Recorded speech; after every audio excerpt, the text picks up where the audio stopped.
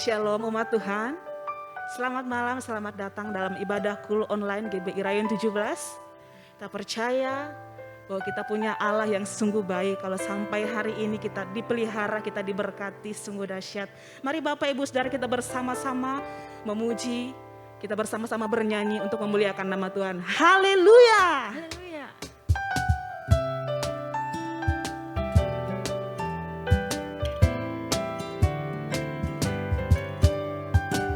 Sebab Allah sungguh baik bagi kita.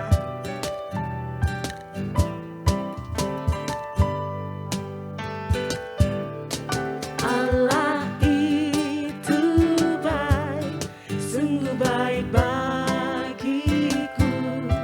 Ditunjukkannya kasih setianya. Dia menyediakan yang menyatakan kebaikan, menyatakan kebaikan, menyatakan kebaikannya padaku. Bersama-sama katakan, Allah itu baik, sungguh baik bagiku. Ditunjukkannya kasih setianya. Dia menyediakan yang ku perlukan, menyatakan kebaikan, menyatakan kebaikan, menyatakan kebaikannya padaku.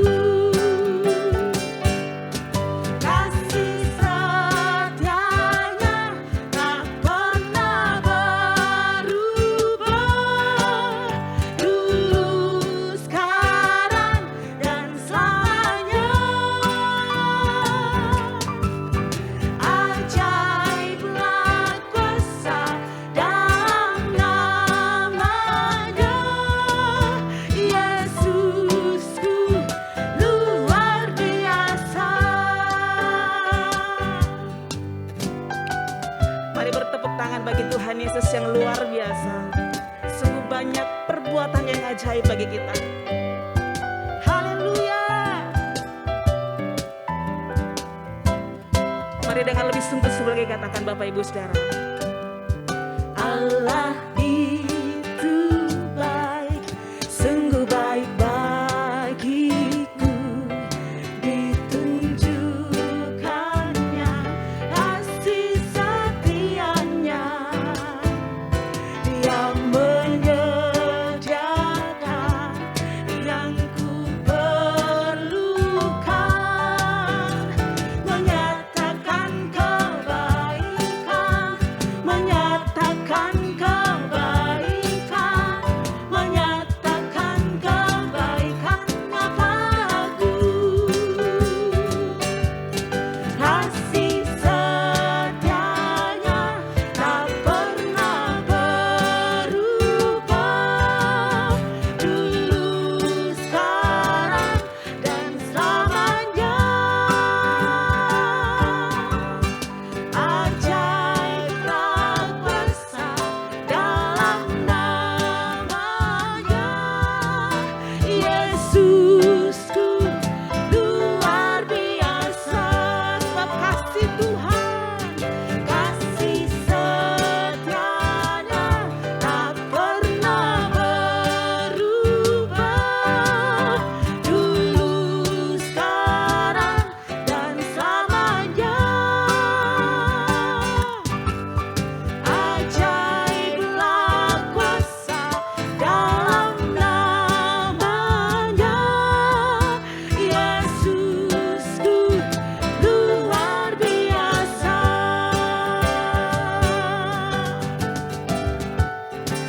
Sebab kasih Allah luar biasa bagi kita. Amin. Mari kita terus bersyukur buat kebaikan Tuhan.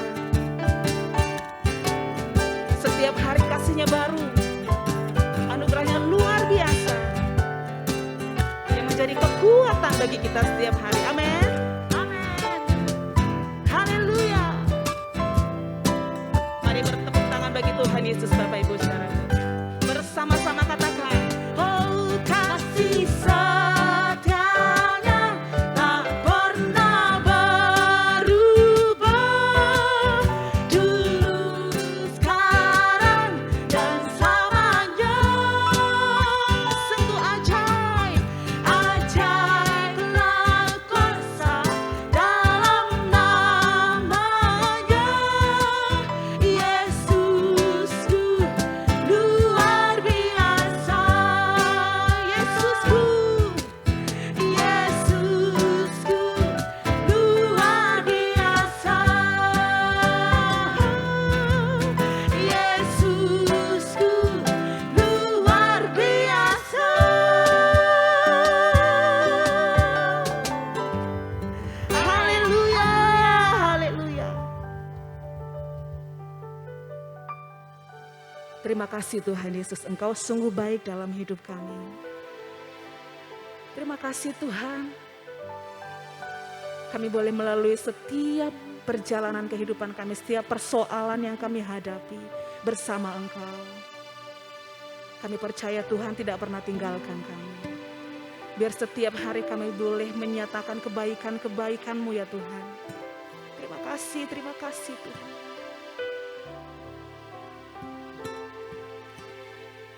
Yesus, Kau sungguh baik. Yesus, nama-Mu indah. Yesus, ku cinta Kau selalu. Ku tinggikan, ku agungkan selamanya. Yesus, Kau sungguh baik. Yesus, nama-Mu indah. Yesus, ku cinta Kau selalu. Ku tinggikan, ku agungkan selamanya. Ku mau memuji-Mu, ku selalu puji-Mu. Ku mau menyembah-Mu, ku selalu sembah-Mu.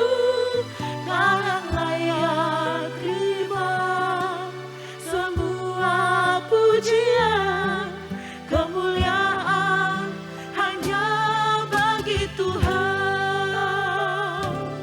Ku mau memuji-Mu, ku selalu puji-Mu. Ku mau menyembah-Mu, ku selalu sembah-Mu. Kau yang layak terima semua pujian, kemuliaan hanya bagi Tuhan. Mari bersama-sama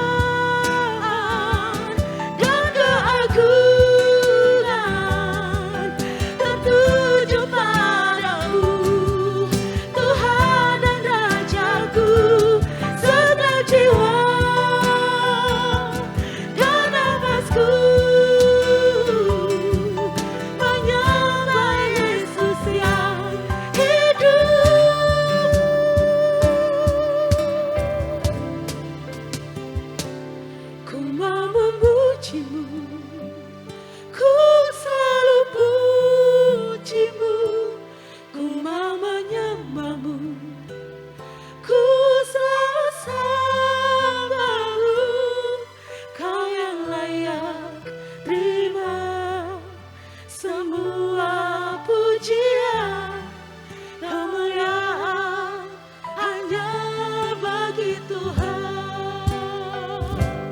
Ku mau memujimu, ku selalu pujimu, ku mau menyembahmu, ku selalu sembahmu, kau yang layak terima semua pujian, kemuliaan hanya bagi Tuhan. Biar musik menyembah Tuhan. Kami rindu untuk setiap hari, setiap waktu memuji-muji Engkau Tuhan. Kami rindu terus diam di hadirat-Mu Tuhan. Sebab Engkau Allah yang sungguh baik, Engkau Allah yang sungguh dahsyat bagi kami.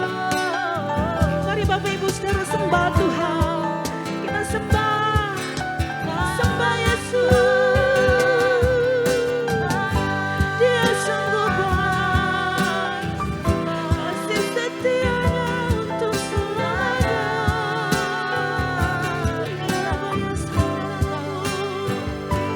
Kami bersyukur Tuhan buat kebaikan-Mu. Haleluya.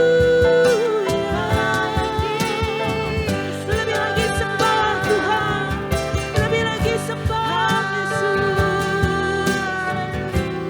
Sungguh besar perbuatannya bagi kita, sungguh besar perbuatannya dalam hidup kita. Haleluya Tuhan Yesus, haleluya. Kami sembah, kami tinggikan.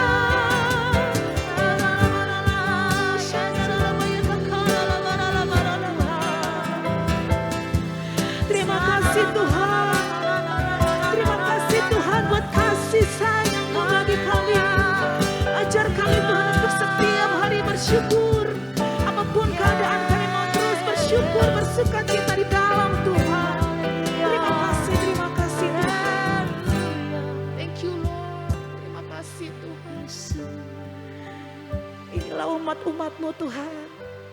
Kami rindu setiap hari meninggikan memuji Engkau. Sebab nama-Mu ajaib, nama-Mu dahsyat, perbuatan-Mu ajaib bagi kami Tuhan. Setiap hari. Terima kasih Tuhan. Biar setiap puji-pujian kami menyenangkan hati-Mu. Terima kasih, terima kasih.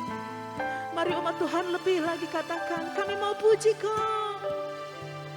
Ku mau memuji-Mu, ku selalu puji-Mu, ku mau menyembah-Mu, amin.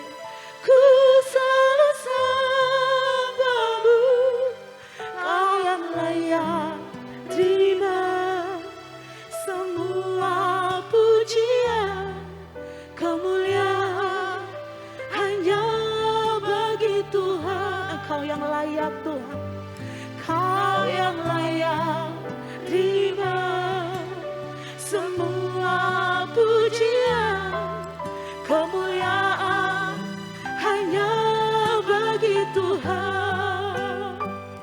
Sebab Kau yang layak terima semua pujian, kemuliaan hanya bagi Tuhan. Haleluya.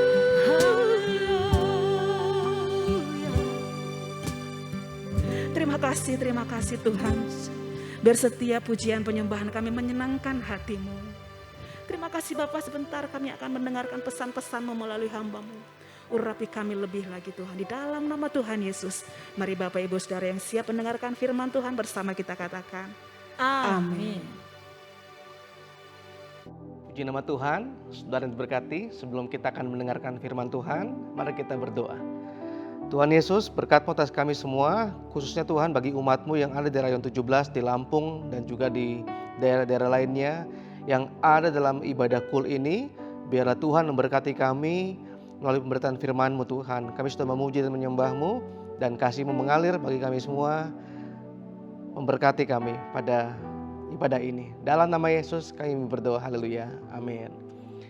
Puji Tuhan, shalom saudara, salam kul untuk keluarga besar Rayon 17 yang ada di Lampung dan sekitarnya.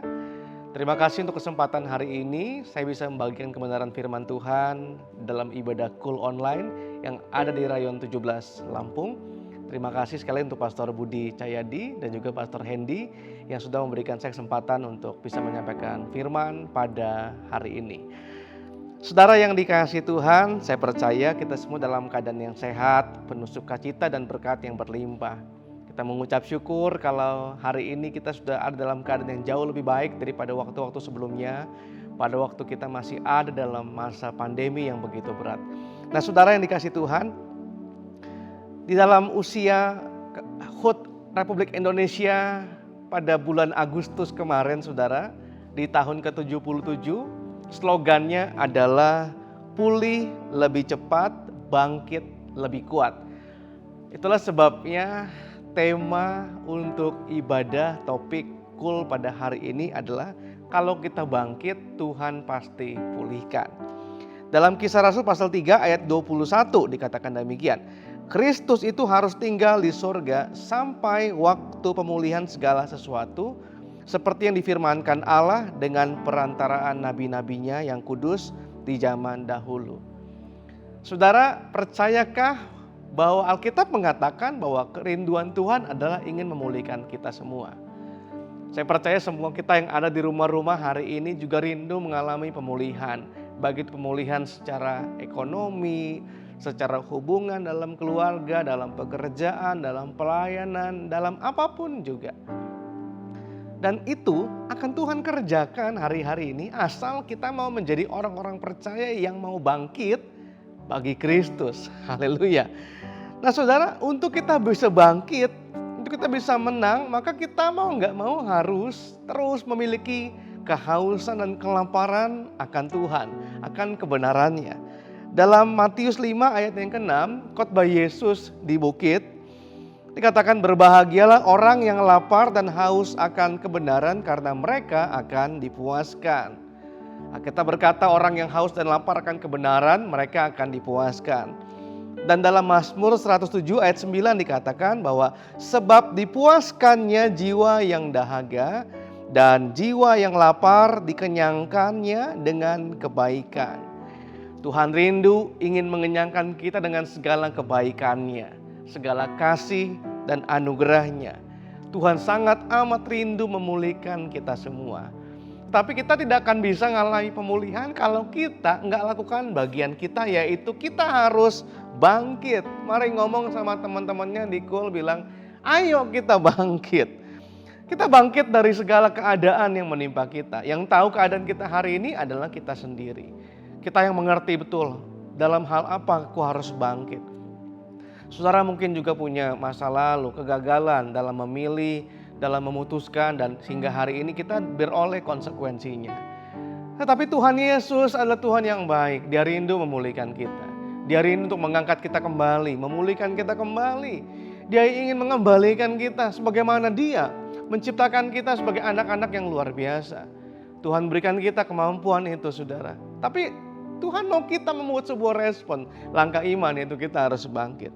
Nah, saya ingin bagikan ada dua buah kisah di Alkitab, saudara, untuk menjadi renungan kita pada ibadah hari ini di kul-kul kita, saudara, bahwa ketika kita mau bangkit, kita harus melangkah, merespon apapun keadaan kita. Nah, contoh yang pertama di Alkitab, saudara, kisah tentang, saya percaya semua kita sudah sering mendengar kisah ini, yaitu tentang anak yang hilang, anak yang bungsu, saudara. Ya, the prodigal son. Ya, the parable of the prodigal son dalam Injil Lukas pasal yang ke-15 ayat 11 sampai 32, saudara. Saya percaya semua kita tahu, paham tentang kisah ini, dan saya ingin mengisahkan kembali tentang story ini, saudara, dan kita mengambil poin-poin penting yang Tuhan singkapkan bagi kita untuk kita lakukan, untuk menjadi orang-orang percaya yang bangkit di akhir zaman dan meraih kemenangan dalam Kristus Yesus. Nah saudara, kita semua tahu kisahnya bahwa orang tua daripada si anak bungsu ini masih hidup. Dia punya saudara laki-laki. Dan hari itu saudara, dia pengen sekali mengambil bagiannya sebagai haknya, harta warisannya, padahal ayahnya belum mati saudara. Dan karena kebaikan hati daripada ayahnya, karena mungkin dipaksa dan sebagainya, mungkin akhirnya ya oke, ayahnya memberikan saudara. Padahal waktu itu belum waktunya. Karena apa? Bagian milik harta warisan itu adalah hak yang akan diberikan pada saat orang tua meninggal. Dan kita semua tahu, singkat cerita, anak itu pergi ke negeri yang jauh dan dia berfoya-foya. Dia pesta pora, dia lakukan banyak hal yang mendukakan hati Tuhan. Semua yang gak baik dia lakukan. Dan hartanya pun ludes, habis, tidak bersisa, dan melaratlah anak ini.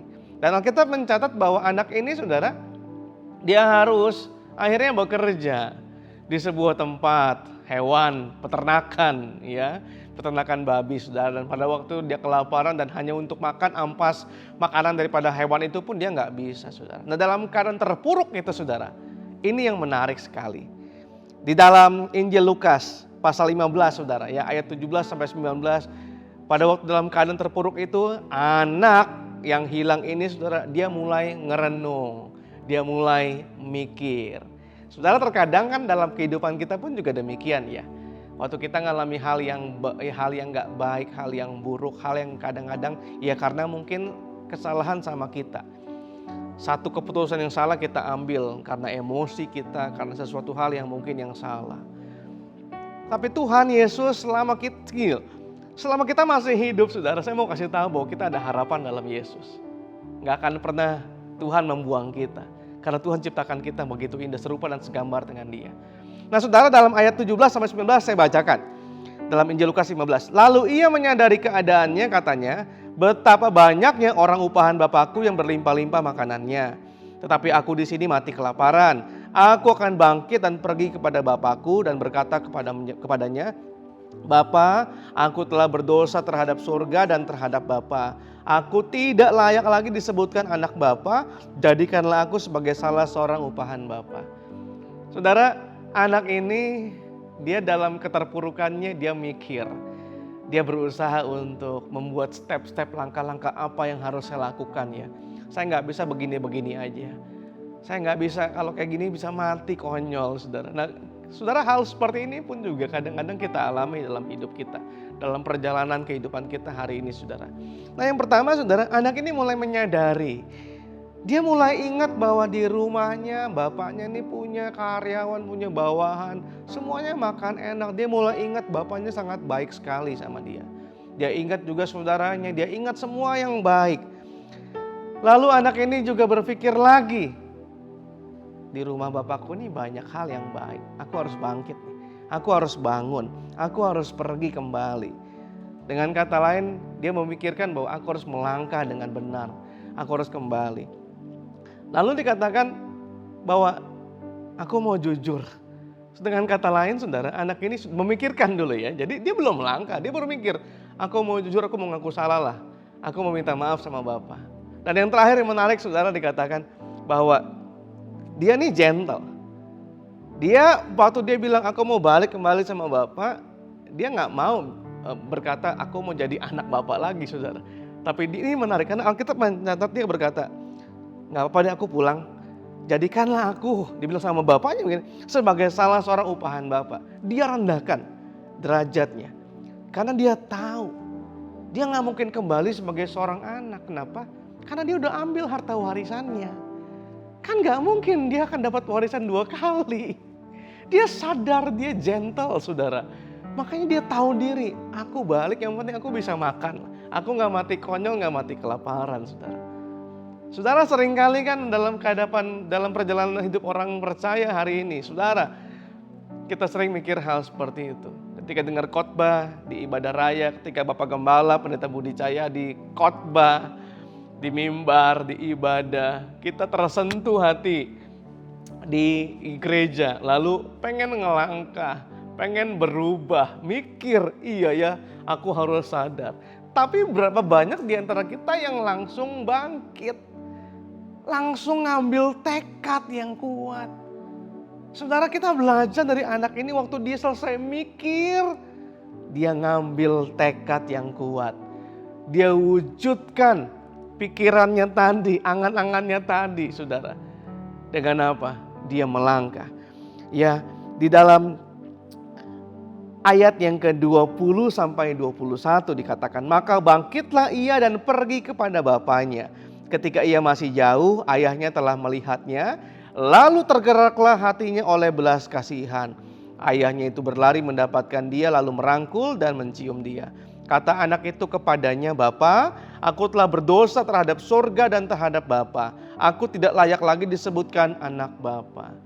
Saudara, anak ini langsung bangkit dan pulang kembali kepada bapaknya. Hari ini saudara, kalau kita mau dipulihkan, kita harus bangkit. Kita harus rise up. Kita harus sadar. Kita nggak akan mungkin bisa bangkit kalau kita nggak sadar, saudara. Anak ini menyadari keadaannya. Dan yang bisa nolong, bisa pulihkan hanya Bapa. Hari ini pun saudara, kita dengan yakin, dengan percaya iman kita, sadarilah bahwa yang bisa tolong kita hari ini hanya Bapa di surga. Hanya Tuhan Yesus. Maka kembalilah kepadanya. Sungguh-sungguh lagi di dalam mengikut Tuhan. Jangan setengah-setengah hati lagi, tetapi kita mau menjadi orang-orang percaya yang menang, beroleh kemenangan, dan bahkan jadi berkat untuk banyak orang, saudara. Dan saudara, yang luar biasa, kita tahu semua kisahnya.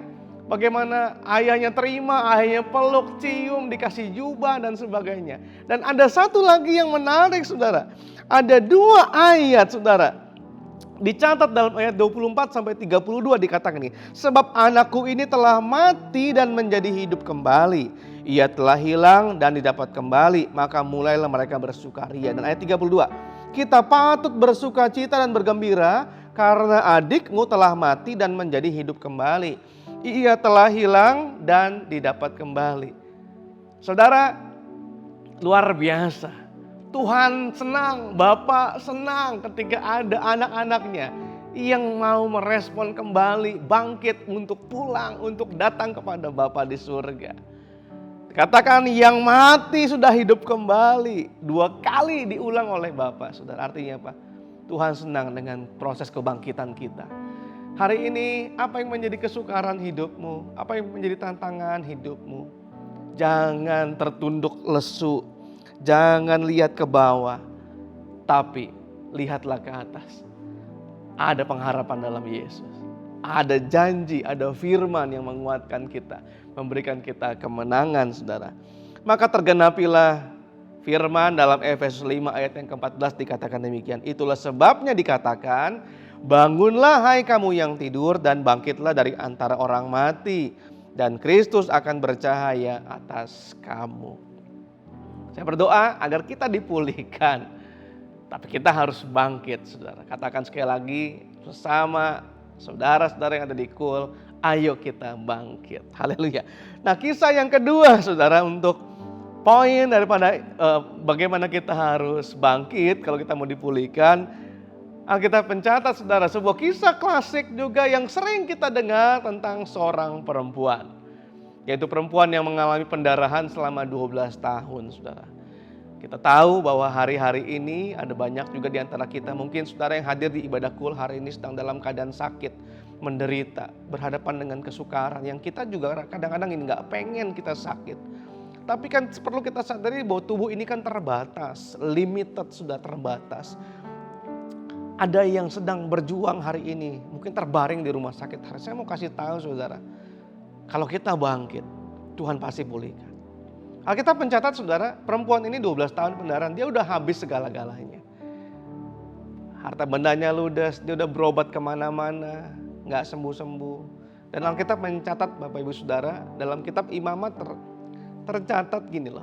Ada aturan yang mengatur kalau orang yang keluar lelehan, ya dinajis, artinya ada darah keluar, saudara, maka dia harus diasingkan. Dia nggak boleh ketemu sama orang-orang di sekitarnya karena orang yang bisa menyentuh bisa dibilang najis. Makanya dia diasingkan. Dengan kata lain, perempuan ini nggak hanya habis secara fisik, secara tubuh lemas, secara duit, tetapi secara status sosialnya pun dia harus diasingkan. Dia harus terpisah dengan keluarganya, dengan orang-orang yang dikasihinya, bahkan dengan masyarakat sekitar, saudara. Bahkan orang-orang di kampung itu saya mulai membayangin, udah mulai jadi buah bibir. Artinya orang-orang tua akan beritahu kepada anak-anaknya, di tempat ini, di tempat ini, dan di tempat-tempat yang ada di seputar, mungkin akan diceritakan. Ada satu tempat di mana ada orang-orang itu diasingkan. Kamu nggak boleh ke situ ya, kalau kamu sentuh, kamu ketemu, kamu mesti jauh-jauh. Kenapa? Supaya kamu nggak dibilang najis. Saudara, artinya perempuan ini sangat menderita sekali. Tetapi yang menarik, saudara, ketika semua kita tahu, pada zaman itu, saudara, Yesus pelayanannya sangat fenomenal, luar biasa. Ketika mukjizat banyak yang terjadi, saudara, Yesus lakukan. Yang lumpuh berjalan, yang tuli bisa mendengar, yang bisu bisa berbicara, bahkan yang mati dibangkitkan. Itu menjadi buah bibir, cerita orang dari mulut ke mulut, saudara. Dan perempuan ini saya percaya di pengasingannya, dia dengar. Kenapa? Karena Alkitab mencatat, saudara, dikatakan gini loh, perempuan ini dia sudah mendengar berita-berita tentang Yesus. Ini kabar baiknya. Kita bisa bangkit saat kita dengar berita tentang Yesus. Makanya, saudara, saya percaya semua kita setiap hari dengar tentang Yesus. Persoalannya bagaimana reaksi iman kita, saudara. Waktu perempuan ini dengar berita tentang Yesus, dia langsung bangkitkan iman percayanya. Kenapa? Karena dia sudah berharap sama banyak manusia. Dan gak ada satu manusia pun yang bisa menolong. Semua tabib, kalau zaman dulu ilmu kedokteran manapun yang canggih akan dia kejar juga.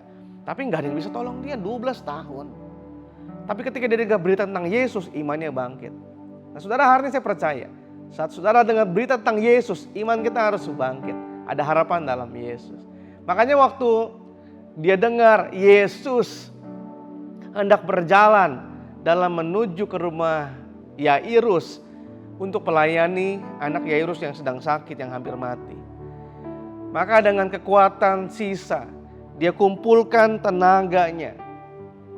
Dia mulai lawan semua stigma, semua pandangan orang-orang yang disebutkan untuk dia. Dia berangkat dengan segala upaya. Saudara, saya merenungkan, waktu dia dengar berita tentang Yesus, imannya bangkit. Dia mulai dengar kisah tentang Bartimeus mungkin. Seorang buta yang duduk di pintu gerbang Yeriko. Ketika Yesus lewat, Bartimeus teriak, "Yesus anak Daud, kasihanilah aku." Dan Bartimeus teriak kencang-kencang. Sekalipun dimarahin sama murid-murid Yesus, dan Tuhan berkemurahan. Dan sembuhlah Bartimeus, melihatlah dia. Mungkin dia berpikir, kalau aku teriak-teriak kayak Bartimeus, boleh nggak ya? Tapi dia ingat lagi, nanti kalau misalnya aku teriak, orang tahu, ini kan yang sedang diasingkan. Pasti aku akan diusir, aku gak akan diterima. Dia mulai merenung lagi. Atau mungkin dia berpikir, kalau aku datang mohon dengan Yesus, "Guru, Tuhan, tolong dong tumpang tangan, supaya aku sembuh." Dia pun takut. Kenapa, saudara? Karena ada hukum yang mengatur. Orang-orang gak boleh bersentuhan dengan orang yang sedang diasingkan itu. Saudara, dengan segala upaya, tetapi dengar, imannya terus-menerus bangkit. Makanya, saudara, Alkitab mencatat, dikatakan di tengah-tengah orang banyak itu yang mendekati Yesus dari belakang dan menjamah jubahnya, sebab katanya, "Asal ku jamah saja jubahnya, aku akan sembuh." Saudara yang diberkati Tuhan, lihat, sepanjang perjalanan mengejar Yesus, dia bangkitkan bahasa iman dalam hatinya. Dia terus berkatakan dengan yakin, "Aku mungkin gak boleh teriak, aku mungkin gak bisa minta tumpang tangan Yesus, tapi aku tahu saat aku pegang jubahnya saja aku sembuh." Dia perkatakan terus menerus bahasa imannya. Aku pegang sembuh, aku pegang sembuh, aku pegang sembuh. Mungkin sepanjang jalan. Saudara, dan kita kan semua tahu, orang yang pendarahan pasti kan gak ada tenaganya. Lemas, saudara. Tapi dia berjuang.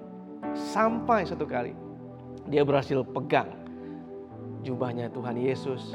Dan Alkitab mencatat, ada kuasa, tenaga yang keluar dari tubuh Yesus mengalir, memberikan kesembuhan. Dan perempuan ini seketika itu juga, saudara, jadi seger kembali, saudara. Dia pulih, dia tahir. Waduh, perempuan ini nggak nyangka, seperti kayak ada satu strom mungkin ya saudara, yang membuat dia berkata, wah aku fresh. Dan yang menariknya, Yesus tahu ada kuasa yang keluar dari dirinya, maka dia berhenti. Dia lihat ke kiri dan ke kanan, dia tanya murid-muridnya, hey, siapa yang tadi menjamah aku? Karena aku berasa ada kuasa yang keluar dari tubuhku, mengalir. Dan murid-murid berkata, guru, ini orang berdesak-desakan. Mungkin murid-murid akan berkata seperti ini, jangankan pegang jubah, yang mungkin pegang tangan juga ada. Tapi Yesus kembali berkata, enggak, aku merasa ada yang pegang dan aku mengeluarkan tenaga kuasa. Nah saudara, ketika si perempuan ini yang udah sembuh tadi ya, ngelihat bahwa Yesus berhenti dan dia ketahuan, dia takut. Dan dia datang tersungkur di kaki Yesus. Dan dia ceritakan segala sesuatunya. Saya percaya mungkin dia ceritakan kronologinya waktu dia kejar keadaan dia, kesukarannya saudara. Saudara yang dikasihi Tuhan, hari ini apa yang menjadi tantangan hidup? Bahasa iman itu hanya Yesus yang tahu. Saudara, murid-murid gak ada yang tahu. Tapi Yesus tahu. Hari ini apa yang menjadi kesukaran? Bangkit, keluar dari kungkungan itu. Kejar Yesus, bangkitkan iman. Dengar terus berita tentang Yesus. Maka percayalah, Tuhan pasti pulihkan. Tuhan pasti berikan kita kemenangan. Dia pasti berikan kita jawaban. Saudara yang dikasihi Tuhan, saya berdoa hari ini agar kita semua mau bangkit untuk dipulihkan Tuhan. Dalam banyak hal saudara, Yesus mengasihi saudara. Yesus peduli. Dia gak pernah tinggalkan kita. Tetap setia ibadah. Tetap layani Tuhan. Tetap bersekutu. Tetap baca Alkitab. Tetap menyembah Tuhan. Jangan kasih kendor saudara. Saya berdoa agar semua jemaat Tuhan yang ada di KUL, semua jemaat Tuhan yang menyaksikan ibadah ini di Rayon 17 Lampung. Tuhan Yesus pasti pulihkan. Asal kita mau bangkit. Saya berdoa biar hari ini kita menjadi orang-orang percaya yang mengalami kemenangan. Mari kita berdoa. Tuhan Yesus, kami mengucap syukur untuk firman-Mu, kebenaran-Mu yang mengajar kami hari ini. Bagaimana kami harus bangkit untuk beroleh pemulihan daripada-Mu. Perkenanan-Mu nyata dalam setiap kehidupan kami. Anugerah-Mu terus berlimpah bagi kami semua. Aku berdoa berkat-Mu mengalir Tuhan. Memberkati hamba-Mu Tuhan, Gembala Rayon 17. Pastor Budi Cahyadi, diberkati hamba-Mu berlimpah-limpah bersama dengan istri, anak-anak, pelayanan, keluarga besar, dijagai Tuhan berlimpah-limpah. Untuk hamba-Mu juga Pastor Hendy bersama dengan istri dan anak Tuhan diberkati berlimpah-limpah. Semua gembala-gembala KUL yang ada diberkati Tuhan. Anggota-anggota KUL semua diberkati untuk mengalami janji Tuhan. Beroleh kemenangan demi kemenangan. Terima kasih untuk firman-Mu pada hari ini. Kami bersyukur dan berdoa, haleluya, amin. Saudara, terima kasih sekali lagi untuk kesempatan hari ini saya bisa menyampaikan firman Tuhan. Biar kiranya Tuhan Yesus memberkati kita semua. Terus bangkit dan alami pemulihan dari Tuhan. Shalom. Bapak Ibu Saudara, ini waktunya untuk kita memberikan persembahan. Saudara bisa memberikan persembahan dengan dua macam cara. Yang pertama, saudara bisa mentransfer ke rekening-rekening gereja yang ada. Atau saudara juga bisa men-scan QR Code yang ada di layar kaca saudara. Dan yang kedua, saudara bisa memberikan persembahan menggunakan amplop persembahan. Dan membawanya dan memasukkannya ke dalam kotak persembahan yang ada di gereja, di GBI Malahayati. Tuhan Yesus memberkati persembahan saudara. Dan kita akan akhiri ibadah KUL kita pada malam hari ini. Kalau saudara ada bersama dengan keluarga di rumah-rumah, saudara boleh bergandengan tangan dan angkat tanganmu, arahkan hatimu kepada Tuhan sumber segala berkat. Kekasih-kekasih hati Tuhan, malam hari ini terimalah berkat yang terbaik dan damai sejahtera dari Allah Bapa, cinta kasih dari Tuhan Yesus Kristus dalam persekutuan penghiburan yang manis dari Roh Kudus menyertai kita semua mulai hari ini bahkan sampai selama-lamanya. Di dalam nama Tuhan Yesus Kristus, setiap kita yang diberkati Tuhan sama-sama katakan amin. God bless you all.